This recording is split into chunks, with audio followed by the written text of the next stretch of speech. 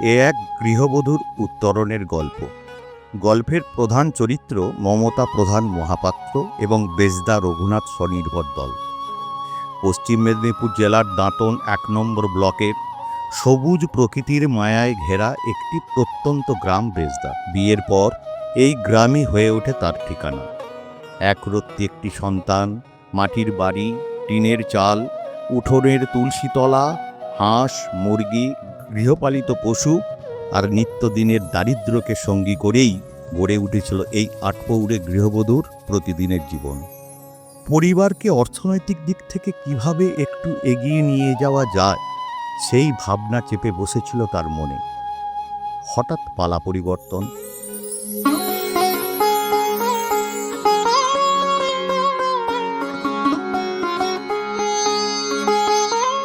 আমি একজন সামান্য গৃহবধূ ছিলাম।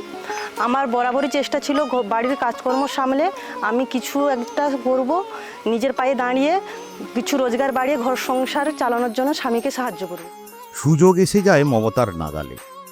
মাননীয় মুখ্যমন্ত্রীর উদ্যোগে আনন্দধারা প্রকল্পের অধীনে সোলার লাইট, এলইডি বাল্ব তৈরির কর্মশালার আয়োজন করা হয় দাঁতন ১ নম্বর ব্লকে। আর সেই কর্মশালায় অংশগ্রহণের সুযোগ পান ওই গৃহবধূ। আগ্রহী হয়ে আনন্দধারার অধীনে প্রশিক্ষণ নেন তিনি। আমি ট্রেনিং নিয়ে এসে আমাদের দলের এসিজির কাছ থেকে আমি লোন নিই এবং লোন নিয়ে আমি কলকাতায় মার্কেটিং করে এসে বাড়িতে মাল মেটেরিয়ালস বানিয়ে নিজের গ্রামে প্লাস আমাদের আত্মীয় স্বজনদের বাড়িতেও দিয়েছি। এখন বাইরে রাজ্যে সাপ্লাই দিচ্ছি। সংসারের নিত্য দায়িত্ব সামলানোর পাশাপাশি যুক্ত হন বেজদা রঘুনাথ স্বনির্ভর দলে।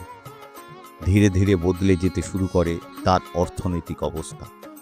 আনন্দধারার প্রকল্পে এসে আমি নিজেকে স্বনির্ভর করে তুলেছি এবং দলের মেয়েদেরকেও স্বনির্ভর করে তোলার চেষ্টা করছি এবং স্বনির্ভর হয়ে নিজের পরিবারের আয় বৃদ্ধি করেছি। বেজদা রঘুনাথ স্বনির্ভর দল এখন উত্তরাখণ্ড, উড়িষ্যা সহ দেশের বিভিন্ন রাজ্যে সোলার লাইট, এলইডি বাল্ব সরবরাহ করছে। পাশাপাশি রাজ্যের বিভিন্ন জেলাতেও তাদের উৎপাদিত পণ্য সরবরাহ করা হচ্ছে। এখন আরও উজ্জ্বল আগামীর স্বপ্ন মমতার দুই চোখে। আনন্দধারা শুধু প্রকল্প নয়, উজ্জ্বল আগামীর প্রতিশ্রুতি।